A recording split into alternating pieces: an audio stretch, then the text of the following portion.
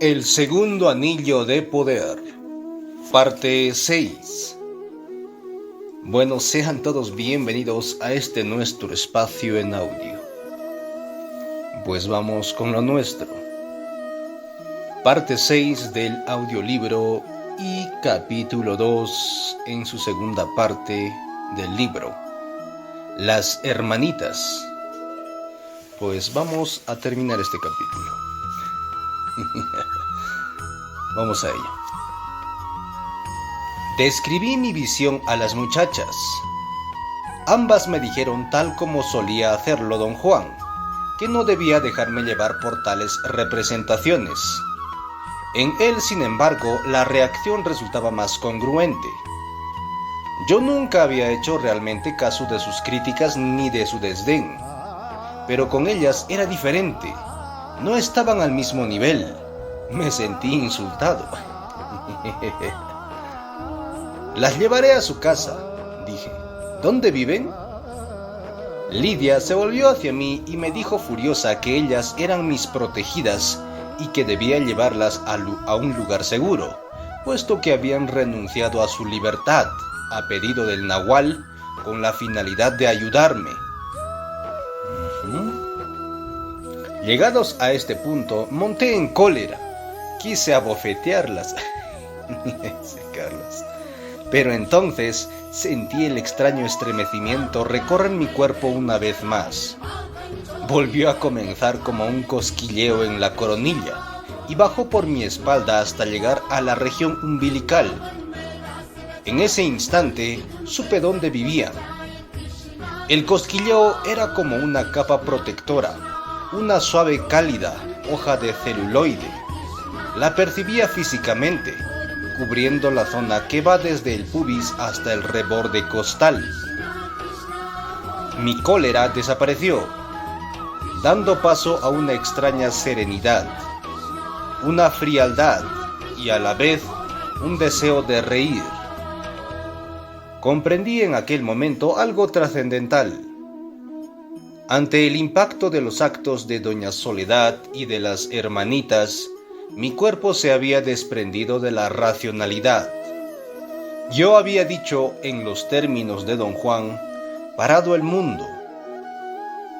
Había amalgamado dos sensaciones disociadas: el cosquilleo en la parte alta de la cabeza y el ruido seco de quebradura en la base del cuello.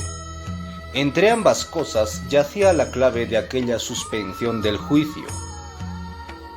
Sentado en el coche con las dos muchachas, al costado de un camino de montaña desierto, supe a ciencia cierta que, por primera vez, había tenido completa conciencia de parar el mundo.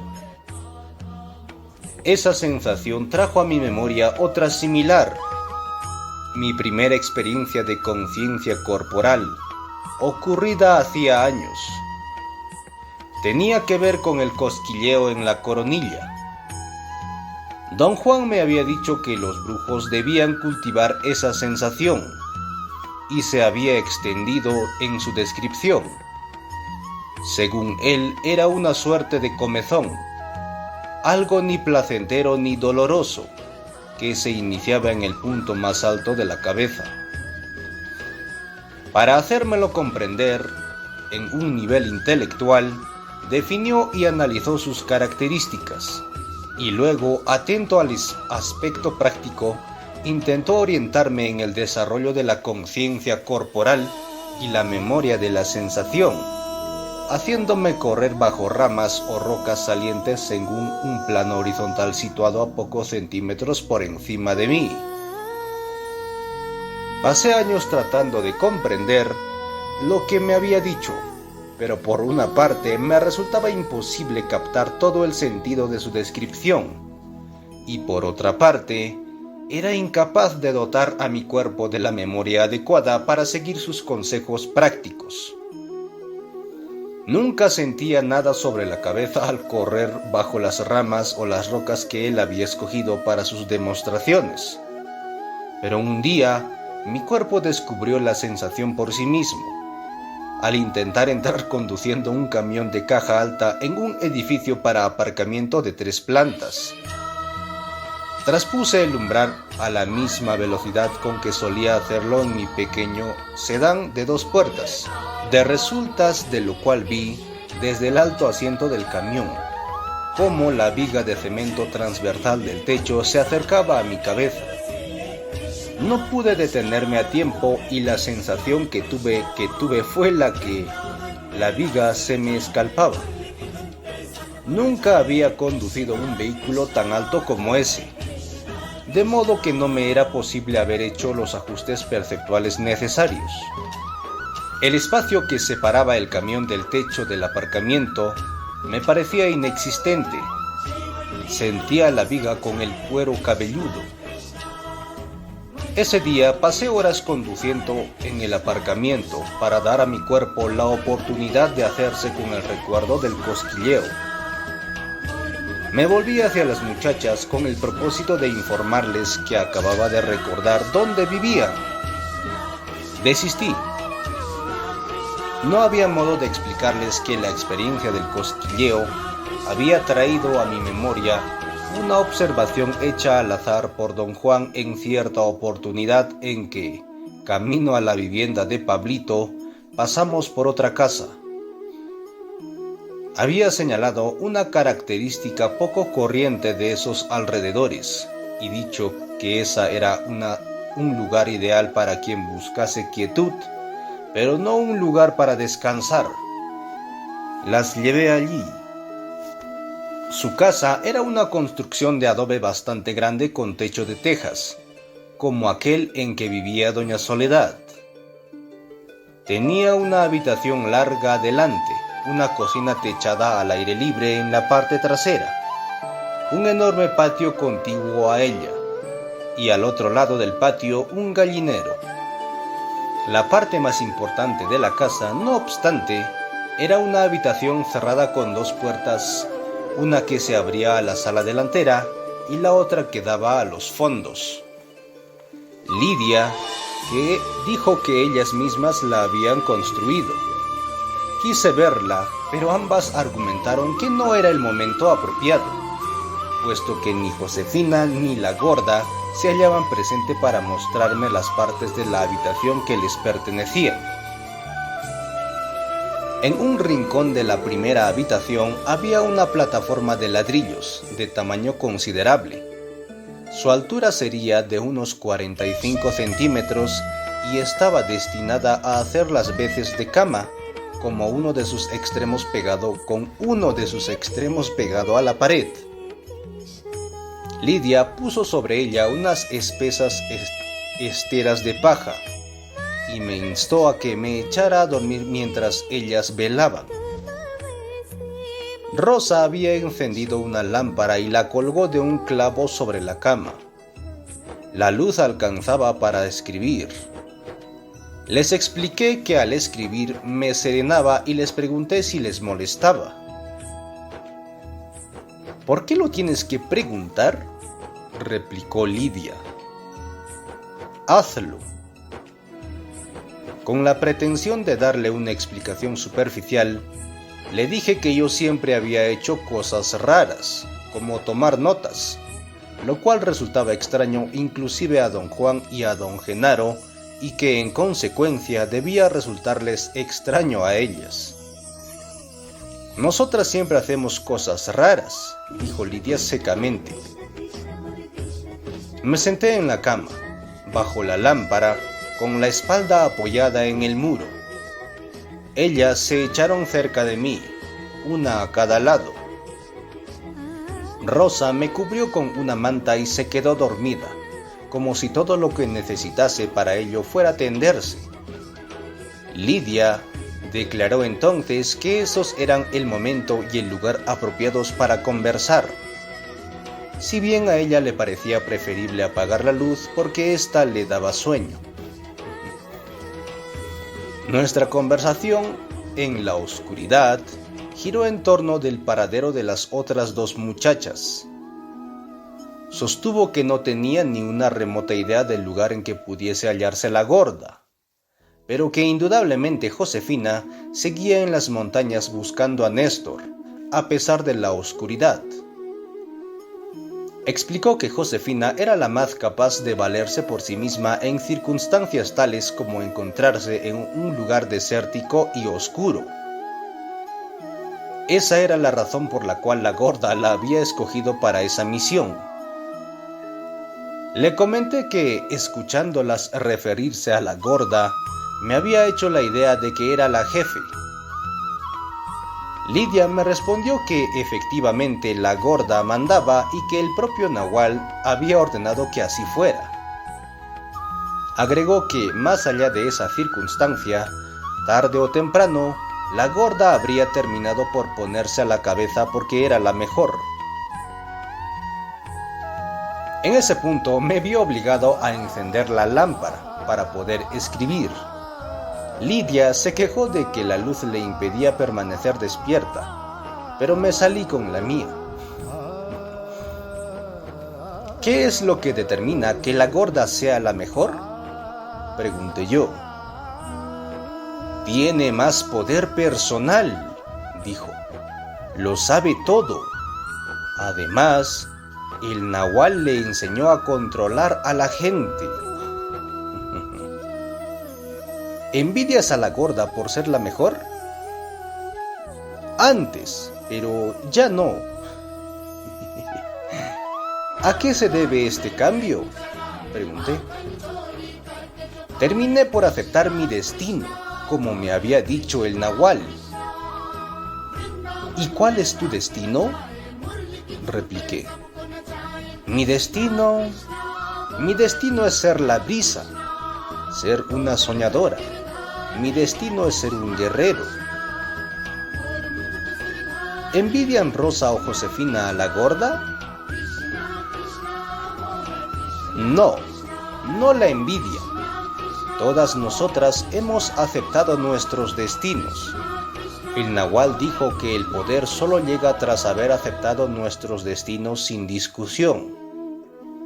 Yo solía quejarme mucho y sentirme terriblemente mal porque me gustaba el Nahual. Quería ser una mujer, pero él me demostró que no lo era. Este cuerpo que ves es nuevo. Lo mismo nos ocurrió a todas. Tal vez a ti no te haya sucedido lo mismo, pero para nosotras, el Nahual significó una nueva vida. Cuando nos dijo que iba a partir porque tenía que hacer otras cosas, creímos morir. Pero ya nos ves, estamos vivas. ¿Sabes por qué? Porque el Nahual nos demostró que éramos él mismo. Está aquí con nosotras. Siempre estará aquí. Somos su cuerpo y su espíritu. ¿Las cuatro se sienten de la misma manera?, pregunté. No somos cuatro, somos una. Ese es nuestro destino. Debemos sostenernos unas a otras, y tú eres lo mismo. Todos nosotros somos lo mismo.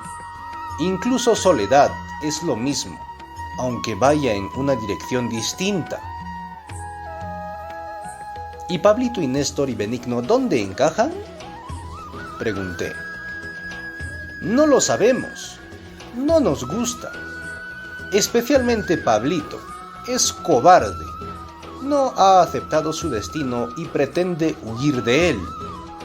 Es más, quiere renunciar a su condición de brujo y vivir una vida ordinaria. Eso sería estupendo para Soledad. Pero el Nahual nos ordenó ayudarle. No obstante, nos estamos cansando de hacerlo. Tal vez uno de estos días la gorda lo quite de en medio para siempre. ¿Puede hacerlo?, pregunté. Sí puede hacerlo. Claro que puede. Ella tiene más del Nahual que ninguno de nosotros. Quizás incluso más que tú. Ay, Carlos. ¿A qué se debe que el Nahual nunca me haya dicho que ustedes eran sus aprendices?, repliqué. A que estás vacío, respondió. Todo el mundo sabe que estás vacío. Está escrito en tu cuerpo. ¿En qué te basas para decir eso?, repliqué. Tienes un agujero en el medio. ¿En el medio de mi cuerpo? ¿Dónde?, pregunté. Con suma delicadeza tocó un lugar en el lado derecho de mi estómago. Trazó un círculo con el dedo, como si recorriese con él los bordes de un agujero invisible de 10 o 12 centímetros de ancho. ¿Tú también estás vacía, Lidia? ¿Bromeas? Estoy entera. ¿No lo ves?, respondió. Sus respuestas a mis preguntas estaban tomando un giro inesperado. No quería que mi ignorancia me pusiera a malas con ella. Asentí con la cabeza. ¿Qué es lo que te lleva a pensar que tengo allí un agujero que me hace estar vacío?, le pregunté. Tras considerar cuál sería el más inocente de los interrogantes que le podía plantear. No respondió. Me volvió la espalda y se lamentó de que la luz de la lámpara le hiciese escocer los ojos. Insistí. Me enfrentó desafiante. No quiero decirte nada más, dijo. Eres estúpido. Ni siquiera Pablito es tan estúpido, y es el peor. Ay, Carlos. No quería meterme en otro callejón sin salida fingiendo saber de qué estaba hablando. Así que volví a inquirir acerca de la causa de mi vaciedad. Traté de sonsacárselo, dándole amplias garantías de que don Juan nunca me había explicado la cuestión. Me había dicho una y otra vez que estaba vacío, y yo siempre lo había interpretado en el sentido de que un occidental puede interpretar una afirmación semejante. Pensaba que se refería a una carencia de poder de decisión, voluntades, finalidades y hasta inteligencia. Nunca había mencionado la existencia de un agujero en mi cuerpo. Tienes un agujero en el costado derecho, dijo con frialdad. Un agujero hecho por una mujer al vaciarte. ¿Podrías decirme qué mujer ha sido? Solo tú lo sabes. El Nahual decía que los hombres, en la mayoría de los casos, ignoran quién los ha vaciado. Las mujeres son las más afortunadas. Lo saben con certeza. ¿Tus hermanas están vacías como yo?, pregunté.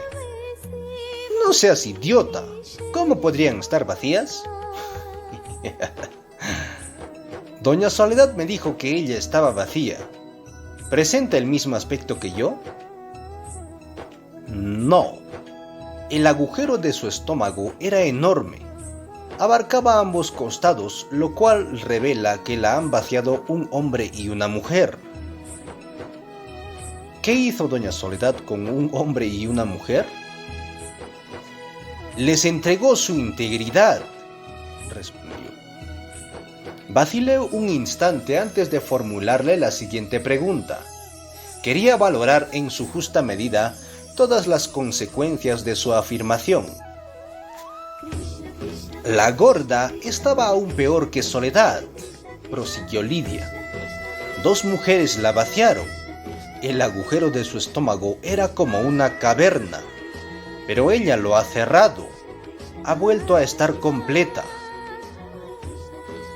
Háblame de esas 2 mujeres, protesté. No te puedo decir nada más, declaró en un tono sumamente imperativo. Solo la gorda puede hablar de ello. Espera a que venga. ¿Por qué solamente la gorda?, pregunté. Porque lo sabe todo. ¿Es la única que lo sabe todo? El testigo sabe tanto como ella, o quizás más, pero él es el propio Genaro, y eso hace que sea muy difícil atraparle. No lo queremos. ¿Por qué no lo quieren? Esos 3 vagabundos son horrorosos. Están locos como Genaro. Es que son Genaro. Pasan la vida combatiéndonos porque temían al nahual y ahora quieren desquitarse con nosotras. En todo caso, eso es lo que dice la gorda. ¿Y qué es lo que lleva a la gorda a decir eso?, pregunté.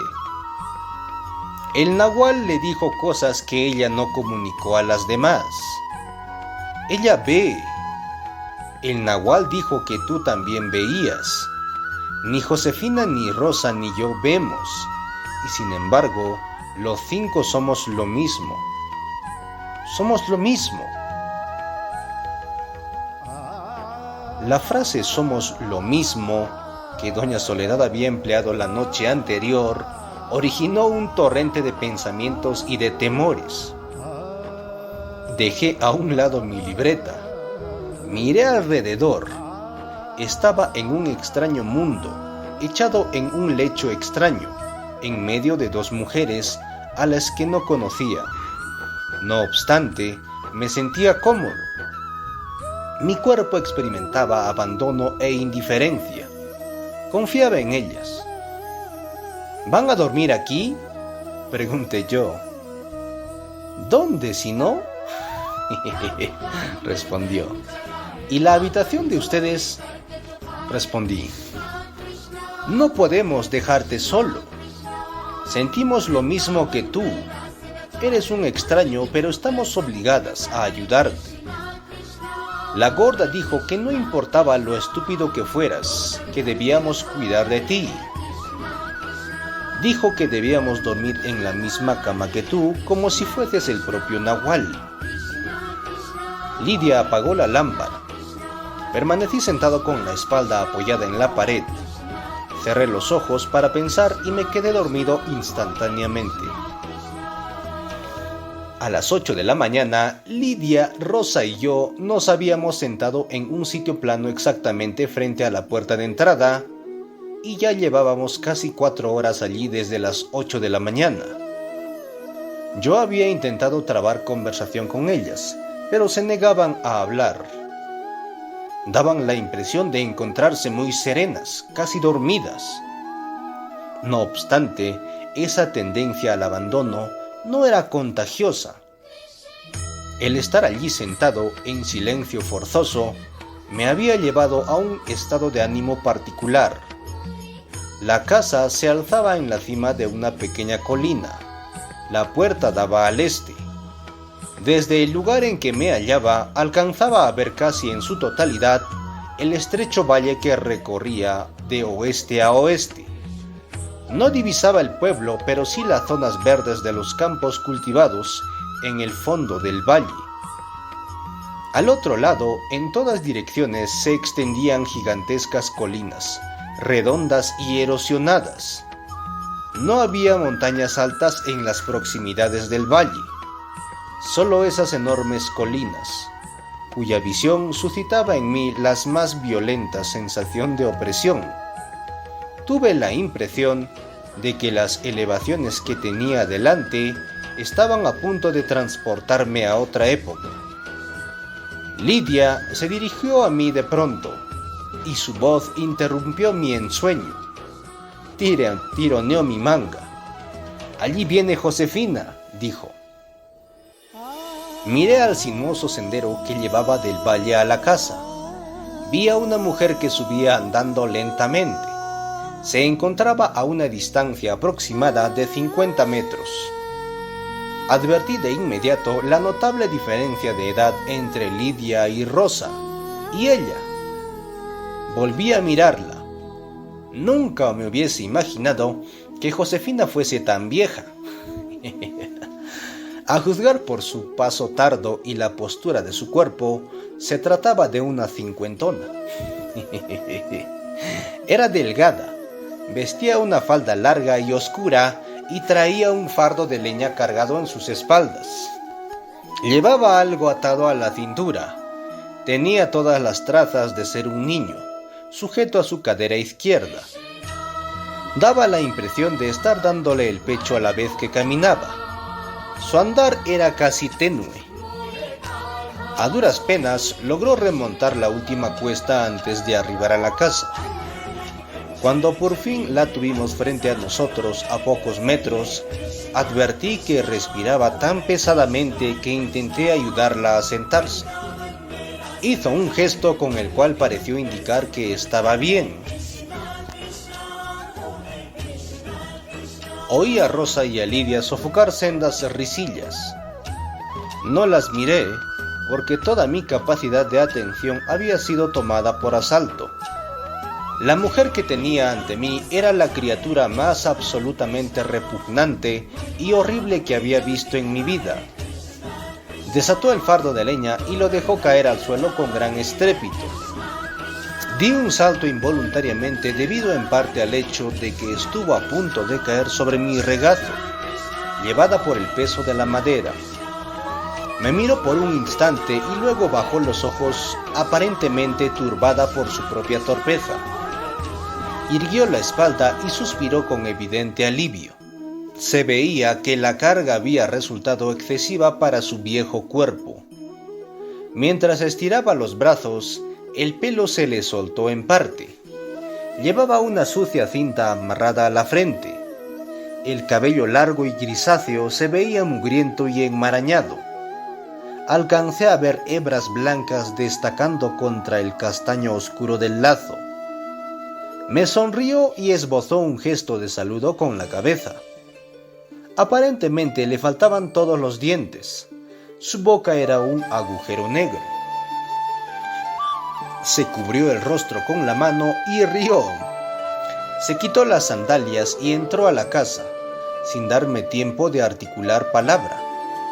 Rosa la siguió. Estaba pasmado. Doña Soledad había dado a entender que Josefina tenía la misma edad que Lidia y Rosa. Me volví hacia Lidia. Me estaba observando con mirada de miope. No tenía idea de que fuese tan vieja, dije. Sí, es bastante mayor, dijo sin darle importancia al asunto. ¿Tiene un niño?, pregunté. Sí, y lo lleva consigo a todas partes. Nunca lo deja con nosotras. Teme que vayamos a comérnoslo. ¿Es un varón? Sí. ¿Qué edad tiene? Lo tuvo hace un tiempo, pero no sé su edad. Nosotras pensábamos que no debía tener un niño a sus años, pero no nos hizo el menor caso. ¿De quién es el niño? De Josefina, desde luego. Quiero decir, ¿quién es el padre? El Nahual. ¿Quién si no? Dijo. Esta revelación me pareció muy extraña y anonadante. Supongo que todo es posible en el mundo del Nahual, dije. Era más un pensamiento en voz alta que una frase para Lidia. Desde luego, dijo y echó a reír. Lo opresivo de aquellas colinas erosionadas se hacía insoportable. Había algo francamente aborrecible en aquella zona y Josefina había sido el golpe de gracia. Además de tener un cuerpo feo, viejo y maloliente, y carecer de dientes, daba la impresión de padecer una suerte de parálisis facial. Los músculos del lado izquierdo de su cara estaban evidentemente afectados, condición que daba lugar a una distorsión del ojo y el lado izquierdo de la boca extraordinariamente desagradable. Mi depresión anímica se trocó en absoluta angustia. Durante un instante consideré la posibilidad, ya tan familiar, de correr hacia mi coche y marcharme. Me lamenté ante Lidia, diciéndole que no me encontraba bien. Rió y aseguró que Josefina me había asustado. Surte ese efecto sobre la gente, dijo. Todo el mundo la odia. Es más fea que una cucaracha. Recuerdo haberla visto una vez, dije, pero era joven. Las cosas cambian, comentó Lidia filosófica, en un sentido o en otro. Mira a Soledad, qué cambio, ¿eh? Y tú también has cambiado. Se te ve más sólido que en mis recuerdos. Te pareces cada vez más al nahual. Quise señalar que el cambio de Josefina era abominable, pero temí que mis palabras pudiesen llegar a sus oídos. Miré las chatas colinas del otro lado del valle y sentí deseos de huir de ellas. El nahual nos dio esta casa, dijo, pero no es una casa para el descanso.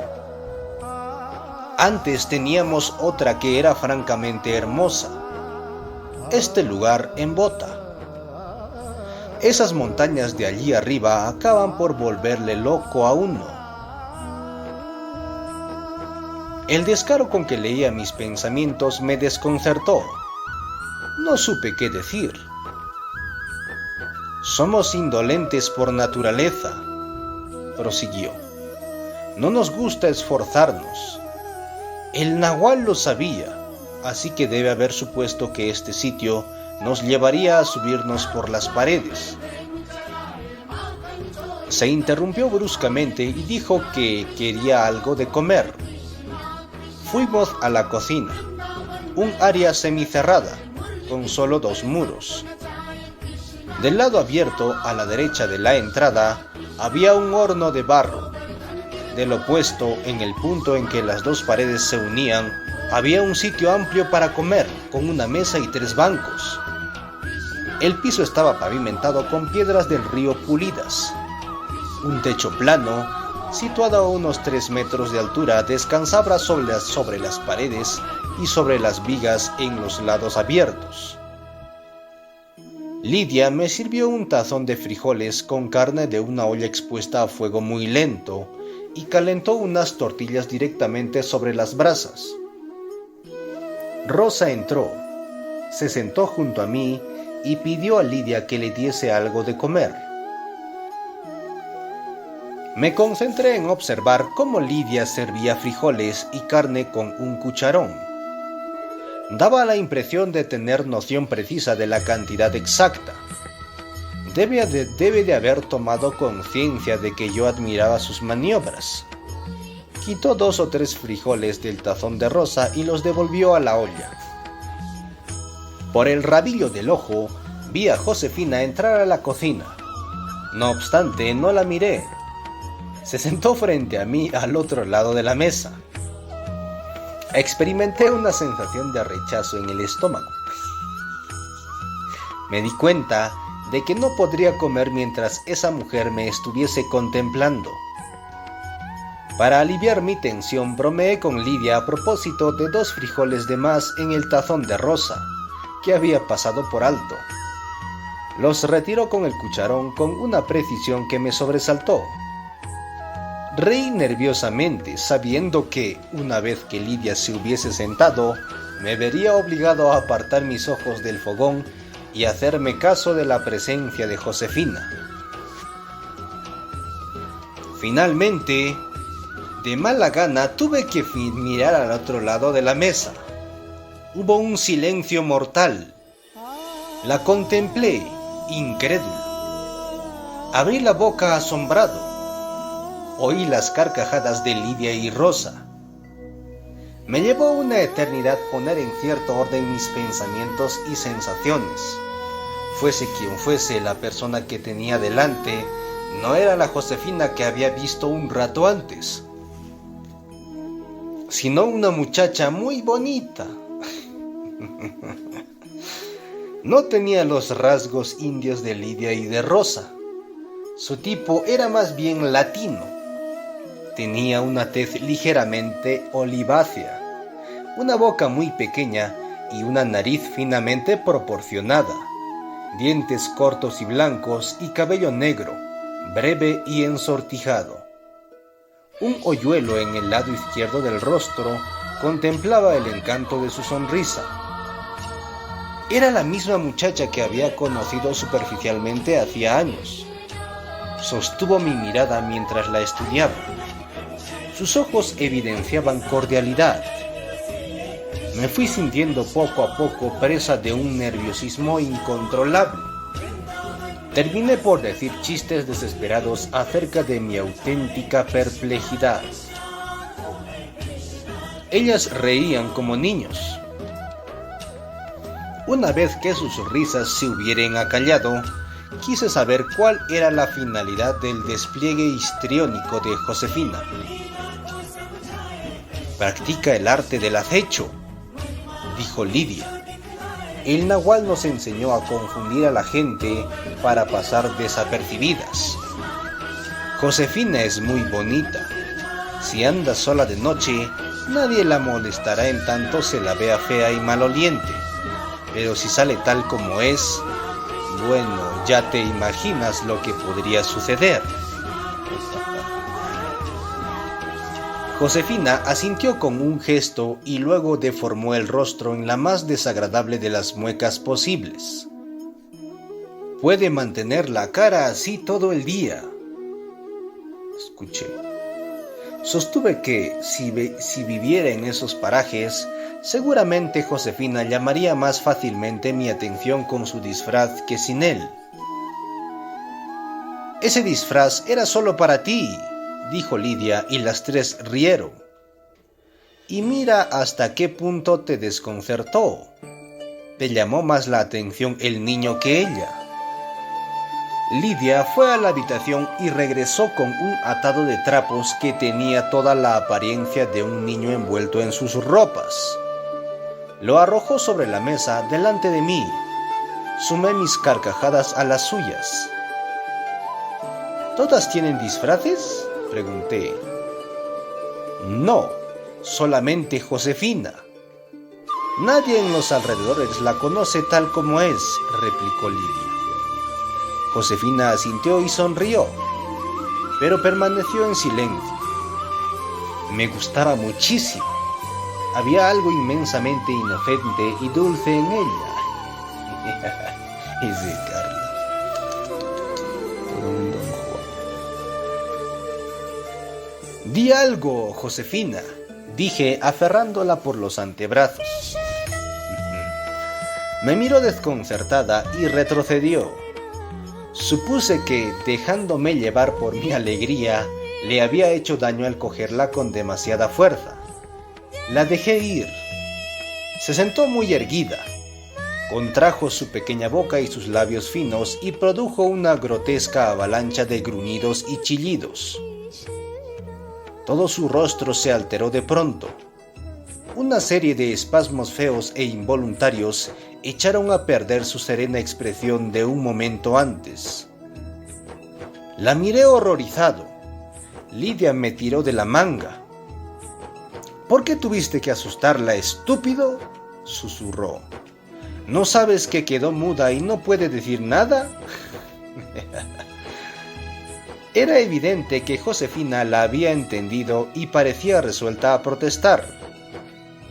Mostró a Lidia su puño apretado y dejó escapar otra riada de chillidos, extremadamente altos y horripilantes. Entonces se sofocó y tosió. Rosa comenzó a frotarle la espalda. Lidia pretendió hacer lo mismo, pero estuvo a punto de recibir en el rostro un puñetazo de Josefina. Lidia se sentó a mi lado e hizo un gesto de impotencia. Se encogió de hombros. «Ella es así», me susurró Lidia. Josefina se volvió hacia ella. Su rostro se veía trastornado por una espantosa mueca de ira. Abrió la boca y vociferó con todas sus fuerzas, dando rienda suelta a sonidos gutulares escalofriantes. Lidia se deslizó del banco y con suma discreción dejó la cocina. Rosa sostenía a Josefina por el brazo. Josefina parecía ser la representación de la furia. Movía la boca y deformaba el rostro. En cuestión de minutos había perdido toda la belleza y toda la inocencia que me habían encantado. No sabía qué hacer. Traté de disculparme, pero los sonidos infrahumanos de Josefina ahogaban mis palabras. Finalmente, Rosa la llevó al interior de la casa. Lidia regresó y se sentó frente a mí, al otro lado de la mesa. «Algo se descompuso aquí arriba», dijo tocándose la cabeza. «¿Cuándo sucedió?», pregunté. «Hace mucho. El nahual debe de haberle hecho algo, porque de pronto perdió el habla». Lidia se veía triste. Tuve la impresión de que la tristeza se evidenciaba en contra de sus deseos. Hasta me sentí tentado de decirle que no se esforzase tanto por ocultar sus sentimientos. «¿Cómo se comunica Josefina con ustedes?», pregunté. «¿Escribe?». «Vamos, no seas necio. No escribe. No es tú. Se vale de las manos y de los pies para decirnos lo que quiere». Josefina y Rosa volvieron a la cocina. Se detuvieron a mi lado. Josefina volvía a ser a mis ojos la imagen de la inocencia y el candor. Su beatífica expresión no revelaba en lo más mínimo su capacidad para transformarse en un ser tan feo en tan poco tiempo. Al verla, comprendí que su fabulosa ductilidad gestual estaba sin duda íntimamente ligada a su afasia. Razoné que solo una persona que ha perdido la posibilidad de verbalizar puede ser tan versátil para la mímica. Rosa me dijo que Josefina le había confesado que deseaba poder hablar, porque yo le gustaba mucho.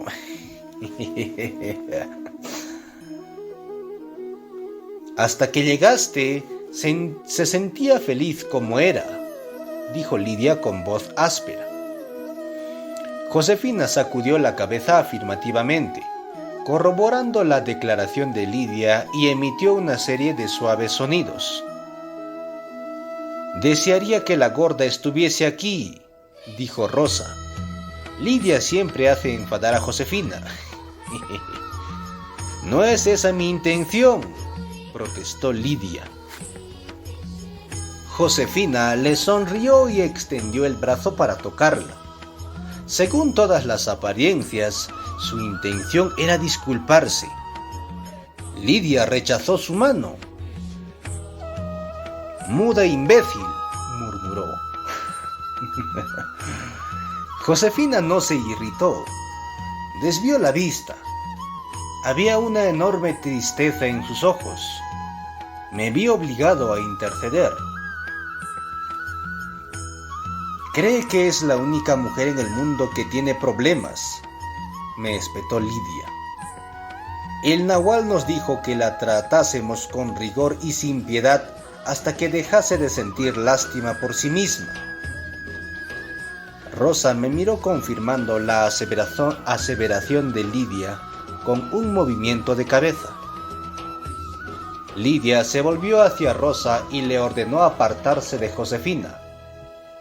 Rosa la obedeció, yendo a sentarse en el banco, a mi lado. «El nahual dijo que cualquiera de estos días volvería a hablar», me confió Lidia.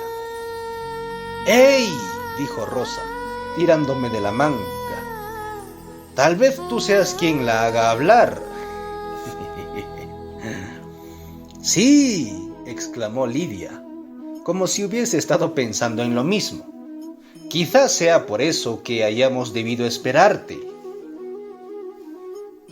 «Es clarísimo», agregó Rosa con la expresión de quien ha tenido una verdadera revelación. Ambas se pusieron de pie de un salto y abrazaron a Josefina. «¡Volverás a hablar!», gritaba Rosa mientras sacudía a Josefina, aferrándola por los hombros. Josefina abrió los ojos y los hizo girar en sus órbitas. Empezó a suspirar, débil y entrecortadamente, como si sollozara, y terminó por echar a correr de un lado a otro gritando como un animal. Su excitación era tal que se la veía incapaz de cerrar la boca. Francamente, la creía al borde de un colapso nervioso. Lidia y Rosa corrieron a su lado y la ayudaron a cerrar la boca, pero no intentaron serenarla. «¡Volverás a hablar! ¡Volverás a hablar!», gritaban. Josefina sollozaba y aullaba de tal manera que yo sentía un escalofrío que me recorría la columna vertebral. Estaba absolutamente desconcertado. Traté de decir algo razonable. Apelé a su sentido común, pero no tardé en comprender que, según mis cánones, tenían muy poco. Comencé a andar de un lado para otro, delante de ellas, intentando tomar una decisión. «Vas a ayudarla, ¿no?», me apremiaba Lidia. «Por favor, señor, por favor», me suplicaba Rosa. Les dije que estaban locas, que no tenían la menor idea de qué se podía hacer. Y sin embargo, según hablaba, una feliz sensación de optimismo y seguridad se iba adueñando de mi mente. En un principio traté de ignorarla, pero finalmente hube de ceder a ella. En una oportunidad anterior había experimentado lo mismo, en relación con una amiga muy querida que se hallaba mortalmente enferma. Pensé que podía sanarla y hacerla abandonar el hospital en que se hallaba. Fui a consultar con don Juan. «Claro, puedes curarla y hacerla salir de esa trampa mortal», me dijo.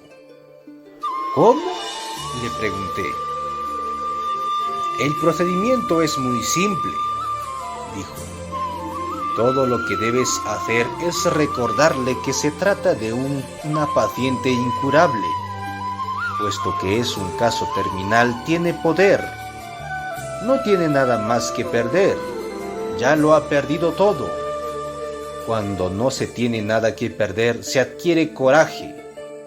Somos temerosos únicamente en la medida que tengamos algo a que aferrarnos. ¿Pero acaso basta con recordárselo?», pregunté. «No, eso le dará el estímulo que necesita. Entonces tiene que deshacerse de la enfermedad, empujándola con la mano izquierda. Debe empujar hacia afuera con el brazo, el puño cerrado como si estuviese haciendo el tirador de una puerta. Debe empujar más y a la vez repetir: fuera, fuera, fuera. Dile que, puesto que ya no le queda nada por hacer, debe dedicar cada segundo del tiempo que le quede de vida a realizar esa actividad. Te aseguro que podrá levantarse e irse por su propio pie, si es que lo desea». «Parece tan sencillo», dije. Don Juan rió entre dientes. «Parece sencillo», dijo, «pero no lo es. Para hacerlo, tu amiga necesita un espíritu impecable». Se quedó mirándome por un largo rato. En apariencia estaba midiendo el grado de preocupación y de tristeza que experimentaba por mi amiga. «Desde luego», agregó, «si tu amiga poseyese un espíritu impecable, no estaría allí». Conté a mi amiga lo que don Juan me había dicho, pero ya se encontraba demasiado débil para intentar siquiera mover el brazo. En el caso de Josefina, la razón fundamental de mi secreta confianza radicaba en el hecho de que ella era un guerrero con un espíritu impecable. ¿Sería posible, me pregunté en silencio, llevarla a valerse del mismo movimiento de la mano? Dije a Josefina que su incapacidad para hablar era debida a una especie de bloqueo. «Sí, sí, es un bloqueo», repitieron Lidia y Rosa en cuanto lo oyeron. Enseñé a Josefina el modo de mover el brazo y le dije que tenía que deshacerse del bloqueo empujando así. Los ojos de Josefina estaban completamente fijos. Parecía hallarse en trance. Movía la boca emitiendo sonidos escasamente audibles. Trató de mover el brazo, pero se sentía tan excitada que lo hizo sin coordinación alguna. Intenté ordenar sus actos, pero daba la impresión de estar aturdida al punto de no oír lo que yo decía. Su mirada estaba desenfocada y comprendí que se iba a desmayar. En apariencia, Rosa se dio cuenta de lo que estaba sucediendo. Saltó de su asiento, cogió una taza de agua y se la echó sobre el rostro. Los ojos de Josefina quedaron en blanco. Parpadeó repetidas veces, hasta recuperar la visión. Movía la boca, pero sin producir sonido alguno. «¡Tócale la garganta!», me gritó Rosa. «¡No, no!», le respondió Lidia también en un grito. «¡Tócale la cabeza! ¡Lo tiene en la cabeza! ¡Hombre hueco!». Me cogió la mano y yo, a regañadientes, le permití ponerla sobre la cabeza de Josefina. Josefina se estremeció y poco a poco fue dejando escapar una serie de sonidos débiles. En cierto sentido, resultaban más melodiosos que aquellos ruidos infrahumanos que había emitido poco antes. También Rosa había reparado en la diferencia. «¿Has oído eso? ¿Has oído eso?», me preguntó en un susurro. No obstante, fuese cual fuere la diferencia, los sonidos que Josefina hizo a continuación fueron más grotescos que nunca. Cuando se tranquilizó, sollozó un momento y de inmediato entró en otro nivel de euforia. Lidia y Rosa lograron por último serenarla. Se dejó caer pesadamente en el banco. Parecía exhausta. Con enorme dificultad consiguió abrir los ojos y mirarme. Me sonrió en forma sumisa. Lo siento mucho», dije y le cogí la mano. Todo su cuerpo vibró. Bajó la cabeza y volvió a prorrumpir en sollozos. Me sobrevino una oleada de esencial simpatía hacia ella. En ese momento hubiese dado mi vida por auxiliarla. Lloraba de manera incontrolable, a la vez que trataba de hablarme. Lidia y Rosa parecían tan profundamente inmersas en su drama que remedaban sus gestos con la boca. «¡Por el amor de Dios, haz algo!», exclamó Rosa con voz plañidera. Experimenté una intolerable ansiedad. Josefina se puso de pie y se me abrazó. Mejor dicho, se colgó de mí frenéticamente y me apartó de la mesa a rastras. En ese instante, Lidia y Rosa, con asombrosa agilidad, rapidez y dominio, me cogieron por los hombros con ambas manos, a la vez que con los pies me inmovilizaban los talones. El peso del cuerpo de Josefina, sumado a la velocidad de maniobra de Lidia y Rosa, me dejó indefenso. Todas ellas actuaban simultáneamente y antes de que pudiese darme cuenta de lo que ocurría, me encontré tendido en el piso, con Josefina encima de mí. Sentía latir su corazón. Se aferraba a mí con gran fuerza. El ruido de su corazón resonaba en mis oídos, latía en mi pecho. Traté de apartarla, pero se apresuró a asegurarse. Rosa y Lidia me sujetaban contra el suelo, descargando todo su físico sobre mis brazos y piernas. Rosa reía como una loca. Comenzó a mordisquearme el costado. Sus pequeños y agudos dientes castañeteaban según sus mandíbulas se abrían y se cerraban en nerviosos espasmos. Fui presa de un monstruoso dolor, seguido de repugnancia y terror. Perdí el aliento. No podía fijar la vista. Comprendí que estaba perdiendo el conocimiento. Oí el ruido seco de quebradura de tubo en la base del cuello y sentí el cosquilleo de la coronilla. Inmediatamente después tuve conciencia de que las estaba observando desde el otro lado de la cocina. Las 3 muchachas me miraban echadas en el suelo. ¿Qué están haciendo?, oí que decía alguien en voz áspera, fuerte, autoritaria. Entonces tuve una impresión inconcebible. Josefina se dejaba ir de mí y se ponía de pie. Yo yacía en el suelo. No obstante, también me encontraba de pie a cierta distancia de la escena, mirando a una mujer a la que nunca antes había visto. Estaba junto a la puerta. Anduvo hacia mí y se detuvo a unos 2 metros. Me observó durante un instante. Comprendí de inmediato que era la gorda. Exigió saber lo que estaba ocurriendo.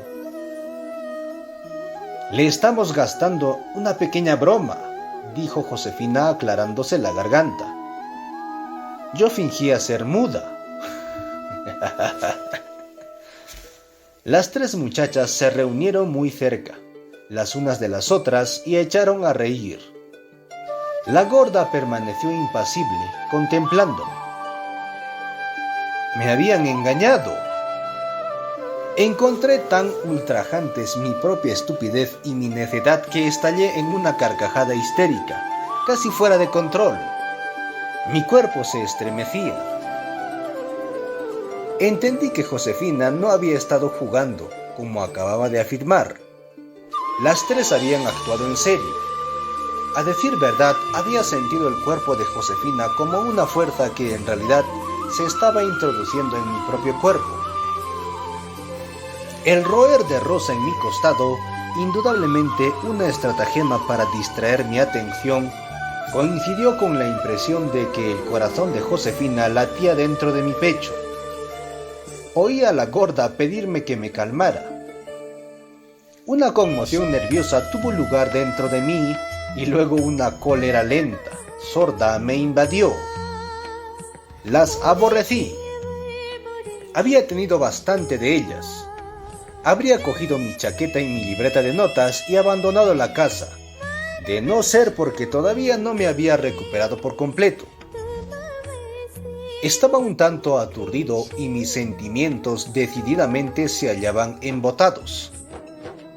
Había tenido la sensación, al mirar por primera vez a las muchachas desde el otro lado de la cocina, de estar haciéndolo en realidad desde un lugar situado por encima de mi plano visual, cercano al techo. Pero sucedía algo aún más desconcertante.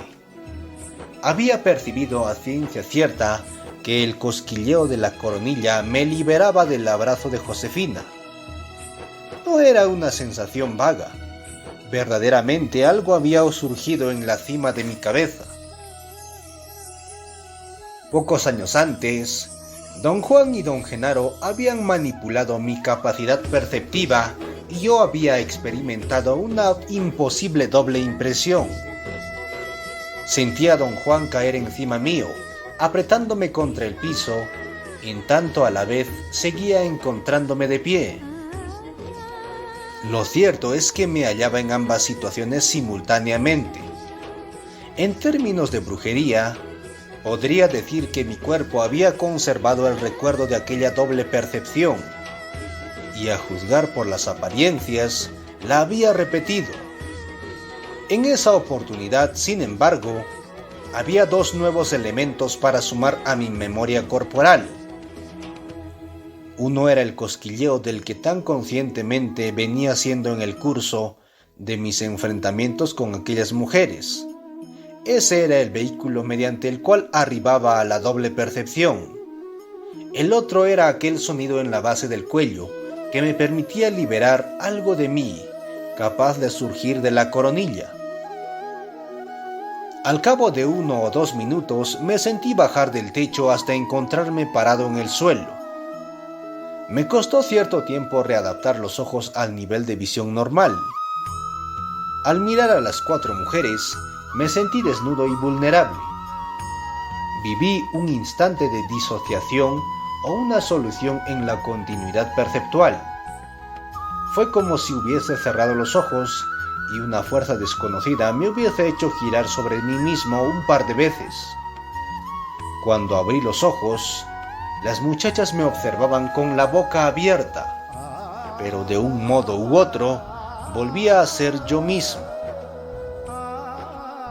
Fin de la parte 6 y fin del capítulo 2. Las hermanitas. Pues bueno, gracias por acompañarnos en este nuestro espacio en aula. Pues adiós y nos volveremos a encontrar en la siguiente entrega. Bueno, adiós y saludos a la distancia.